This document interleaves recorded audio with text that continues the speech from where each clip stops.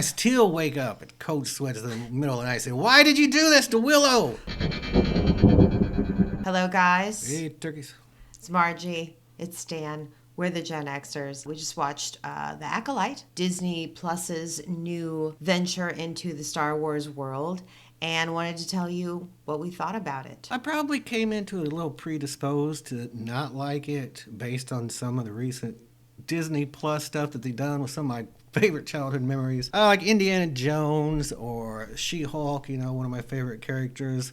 Or, God forbid, the disaster that was Willow. I still wake up at cold sweats in the middle of the night and say, why did you do this to Willow?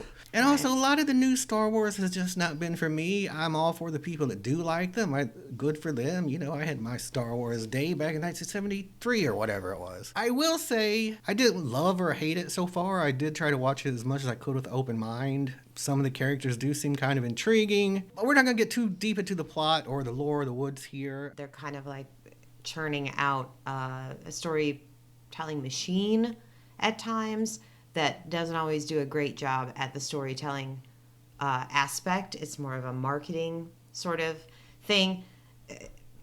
Perfect example here.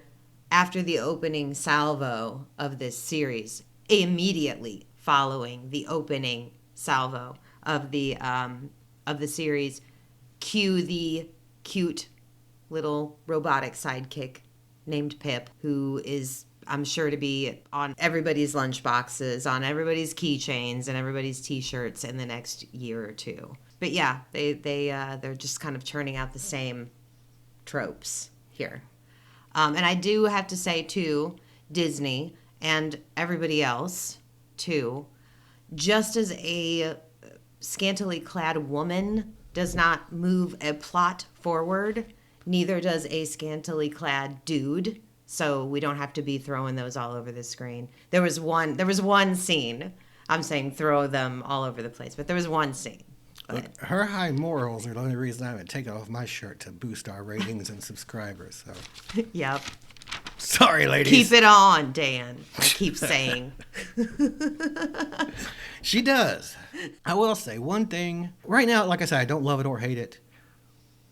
I'm got some misgivings about what it seems to be foreshadowing as far as the Force being more ambiguous and there being no good or evil and whatever. That's fine for other stuff, man. Like, can there be stuff for kids? Like, it seems like all the stuff I loved as a kid is now for adults. From the toys to the movies or whatever.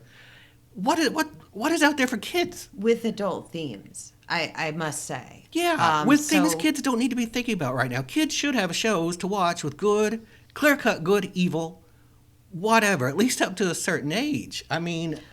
Well, they need fairy tales. They need fables. They need myths. They need impossible things because a kid... That's what a kid's doing. They're learning. They're dreaming. They're growing. They need to... be able to imagine a world that could be like that, or maybe could not be like that, Like, I know all about moral relativism and postmodernism. I spent way too much money and time in college learning about this junk. There is right and wrong and good and evil in the world, and kids should know, and Star Wars was one of the many ways we learned that as a kid. Because it wasn't from our parents, they were at work. We were watching TV and things that we talked about before. Right, we were eating cold Pop-Tarts out of the bag and watching Star Wars. I don't know. I mean, I sound just like an old get off my lawn man, but there needs to be room for corniness and wholesomeness, at least for the younger age group. I think so. I think it's okay for us to dream. Yeah. So would we recommend it? Would we recommend that you guys watch this first episode? Would we recommend that you go on to the second?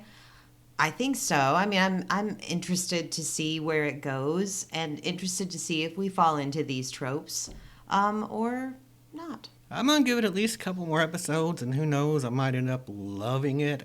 We're going to report back to you what we think either way next week after the next couple drop. All right? Yeah. Later, taters. Bye, guys. Hit like and subscribe. Yeah, hit that like, subscribe button, people. Yeah.